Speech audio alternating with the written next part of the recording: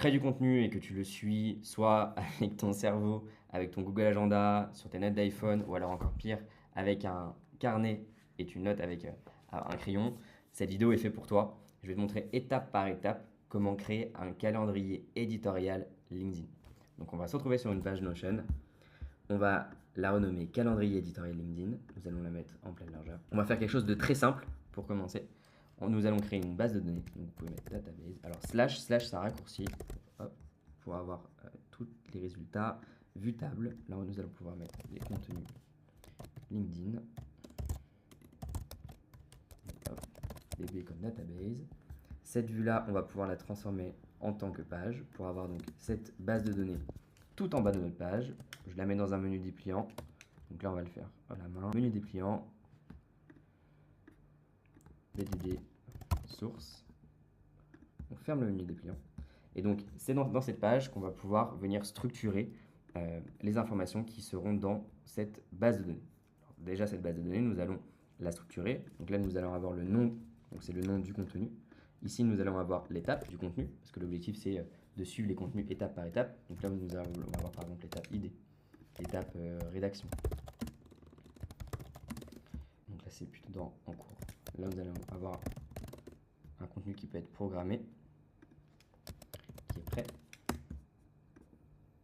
et publié. Voilà. Si vous voulez, vous pouvez mettre des couleurs, mettre en violet, programmé bleu, publié en vert. Voilà. Donc là, déjà, vous avez les différentes étapes des contenus. Ensuite, vous allez pouvoir mettre une date de publication. Donc là, vous mettez date de publication. Si vous voulez, vous pouvez même mettre un fichier. Comme ça, à l'intérieur ici, vous allez pouvoir mettre soit la vidéo, soit la photo que vous allez pouvoir derrière insérer directement sur votre post LinkedIn. Donc même si vous voulez personnaliser. Et voilà, là on a une base de données très simple avec le nom du contenu, l'étape, la date de publication du fichier. Là en le construisant, on va voir déjà s'il y a quelque chose qui peut être intéressant à venir modifier. Ici, hop, donc là on retourne sur la page calendrier éditorial LinkedIn. Et c'est là où on va pouvoir venir jouer avec les différentes vues de cette base de données. Déjà dans un premier temps, on va venir, alors moi, hop, ce que j'aime bien faire pour la rendre un peu plus sympa, on va créer un encadré. Ici on va utiliser le raccourci les 3 hashtags, espace, ça va nous créer un titre. Donc là on va mettre contenu. Alors là on va faire encore plus simple, on va mettre calendrier. Si on veut, on peut mettre un emoji. Et là, on va mettre slash vue liée. Nous allons lier la base de données que nous venons de créer. Hop, on peut mettre, si on veut, table. Là, on clique sur les 3 petits points, masquer le titre de la base de données. Donc, voilà. Donc, maintenant, on a une vue liée de la base de données source. Et donc là, ce qu'on va faire, c'est venir donc, créer une vue calendrier. Si on veut avoir donc, tous les contenus que l'on peut publier, on va venir prendre un bloc slash, on va mettre 2 colonnes. Vous pouvez suivre étape par étape, n'hésitez pas aussi à faire pause. On va faire glisser. Comme ça, on a le calendrier sur la droite. Sur le côté, vous allez comprendre pourquoi. On va avoir une autre colonne, on va faire slash vue liée. On va mettre tous les contenus LinkedIn, table. On va mettre vue liste. On va mettre les contenus, donc on va juste mettre le nom si on le veut. On va mettre filtré, état, prêt. Donc là, on va avoir prêt et on va mettre date de publication et vide. Dans cette vue, n'apparaîtront que les contenus qui sont prêts et qui n'ont pas de date de publication encore. Et ça va nous permettre derrière de venir faire un cliquer-glisser directement sur le calendrier éditorial. Donc ça, on va le voir juste après. Alors, on va juste mettre en forme. Hop, voilà. Donc là, on a tout le calendrier, la liste de tous les contenus qui sont prêts. Et après, tout en bas, si on le souhaite. Donc là, j'ai juste copié l'encadré que j'ai collé juste en dessous pour avoir tous les contenus. On va mettre les listes. On appuie 3 fois sur le tiret du 6. Alors sur Mac, c'est le tiret du milieu pour venir ajouter une nouvelle ligne. Ou alors on peut cliquer ici sur plus et on peut mettre alors divider ou séparateur en français. Et ça va nous créer cette ligne pour venir séparer les éléments directement sur une page et venir la structurer. Et ensuite à cet endroit-là, c'est là où on va pouvoir venir faire slash vue liée. On va remettre contenu LinkedIn. On va recacher la base de données, le titre de la base de données pour que ça soit encore plus propre. Ici, on va cliquer sur les 3 petits points. On va mettre grouper par état. Masquer les groupes vides, on va le décocher. Et comme ça, on va avoir une vue de tous les contenus par étape. Ici, on peut même renommer la vue. Donc là, on peut mettre, voilà. Ici, on va retrier, on va mettre un peu en forme. Si on ajoute une page, ça donne quoi? Tac, voilà, le nom. Ici, la date de publication et le fichier. Et donc, ici, ce qu'on peut aussi faire pour aussi ajouter un petit peu plus de personnalisation, on peut sur le modèle, donc là je suis allé sur le modèle de la base de données, j'ai cliqué sur la flèche, nouvelle page, modifier. Ici, on peut, si on le souhaite, venir ajouter un icône. Alors, on peut mettre, je sais pas, peu importe, alors on va mettre une image. On va retrier là aussi un petit peu. Ici, ce qu'on peut faire, c'est slash encadré. Alors ça, c'est moi, c'est juste que j'aime bien faire ça. On va mettre comme ça en dessous, ça va vous permettre, on va mettre arrow, de venir noter les éléments qui seront présents dans votre post LinkedIn à l'endroit juste en dessous. À chaque fois que vous allez venir créer une nouvelle ligne dans cette base de données, on reclique sur la droite.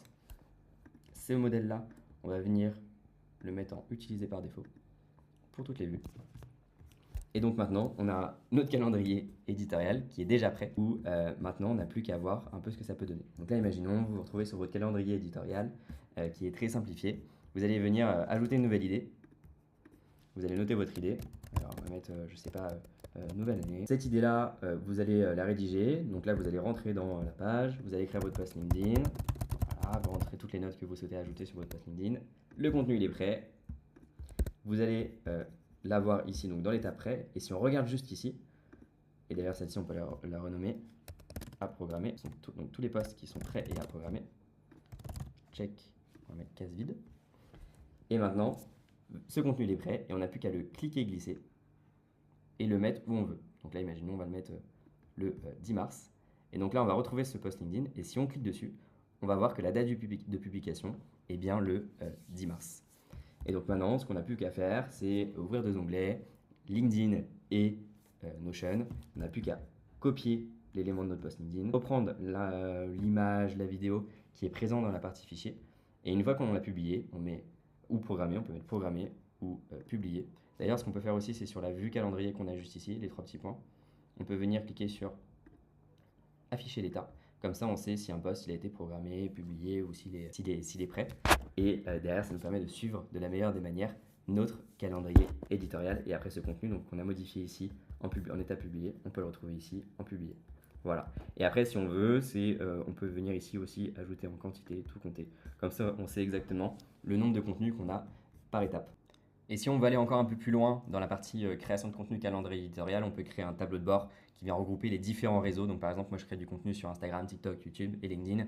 Et j'ai dans cette vue les contenus que je dois publier sur la semaine, mes contenus sur la semaine prochaine. Donc ça, c'est différentes vues. Mon tableau de bord par réseau social. Donc là, par exemple, je sais que sur LinkedIn, alors j'ai repris là récemment, j'ai publié donc sur l'année, cette semaine deux contenus sur le mois en cours, deux contenus sur l'année en cours. Et après, il y a la même chose sur tous les réseaux sociaux. Donc ça, c'est bien une formule directement sur nos chaînes. Ensuite, il y a la partie calendrier éditorial où vous pouvez savoir exactement jour par jour le nombre de contenus et les contenus vraiment que vous avez publiés directement sur LinkedIn. Par exemple, hier, j'ai publié un contenu. Hop, donc aujourd'hui, je fais cette vidéo le 8 mars. Le 7 mars, j'ai créé ce post LinkedIn. Donc là, on retrouve le post que j'ai juste copié-collé sur mon LinkedIn. Ça m'a fait gagner un temps fou. Et après, derrière, il y a la même structure que je vous ai présentée juste avant. Donc là, il y a LinkedIn. On retrouve les différents indicateurs, combien de temps je peux tenir avec le nombre de posts que j'ai qui sont prêts, les vidéos, les posts qui sont programmés, le contenu des réseaux et tout en dessous, tous les contenus par étape. Donc voilà, si jamais cette vidéo vous a plu, faites-le moi savoir en commentaire. Si jamais vous avez des questions sur la partie création de contenu, que vous souhaitez aller encore plus loin dans l'utilisation de Notion, que ce soit pour le calendrier éditorial ou pour une autre partie de votre activité, je vous laisse m'écrire directement dans la messagerie LinkedIn.